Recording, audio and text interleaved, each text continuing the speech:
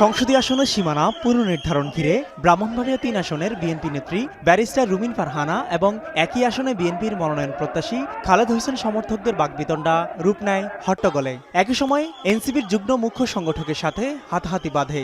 শুনানি ঘিরে প্রধান নির্বাচন কমিশনারের সামনে এভাবেই চলে হট্টগোল হাতাহাতি।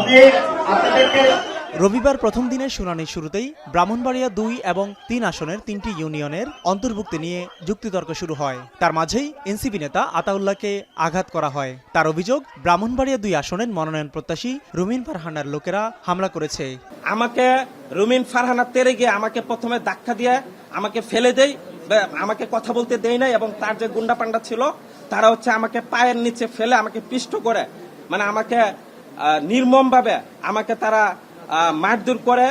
তবে রুমিন ফারহানার দাবি, তাকে ধাক্কা দেওয়াতে তার লোকেরা পাল্টা জবাব দিয়েছে। অভিযোগ করেন, মারামারি হয়েছে বিএনপির ব্রাহ্মণবাড়িয়া ৩ আসনের মনোনয়ন প্রত্যাশী খালেদ হোসেন মাহবুব শ্যামলের উস্কানিতে।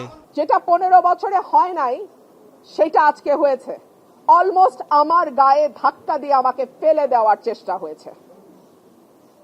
যেই বিএনপির নেতা কর্মীদের জন্য গত ১৫ বছর লড়াই করলাম, তারা আমাকে এখন ধাক্কা দেয়। তো ঠিক আছে, ধাক্কার বদলে তো ধাক্কা আসবেই, তাই না? সেটাই হয়েছে।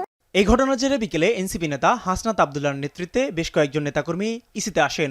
এ সময় দলের নেতার উপর হামলার প্রতিবাদ সহ ইসির নিরপেক্ষতা নিয়েও প্রশ্ন তোলেন তারা। কিভাবে বিএনপির একজন নেত্রী বলছেন, আমরা চাইলে এখানে গুন্ডা নিয়ে আসতে পারতাম, অর্থাৎ গুন্ডার পৃষ্ঠপোষকতা উনারা দিয়ে আসছেন। আমরা দেখছি নির্বাচন কমিশনের বাহিরে লাঠি সুটা নিয়ে মহড়া দিচ্ছে।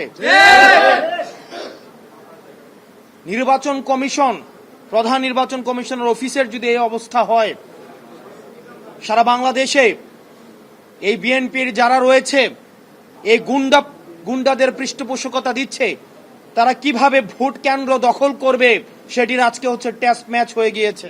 এদিন কুমিল্লা অঞ্চলে ৬ জেলার ১৮টি সংসদীয় আসনের শুনানি গ্রহণ করে নির্বাচন কমিশন, যেখানে ৪২৯টি আপত্তি এবং ৩৮২টি পরামর্শ সহ পক্ষে বিপক্ষে মোট ৮১১টি প্রস্তাবনা আসে।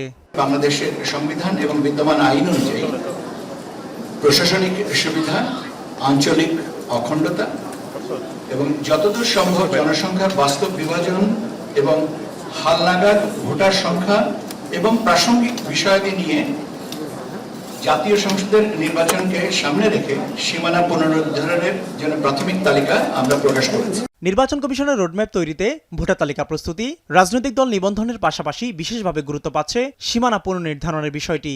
সব মিলিয়ে ধারাবাহিকভাবে আগামী বুধবার পর্যন্ত বাকি ৬৫টি সংসদীয় আসনের শুনানি করবে নির্বাচন কমিশন। মিয়া আমিরুল, এখন, ঢাকা।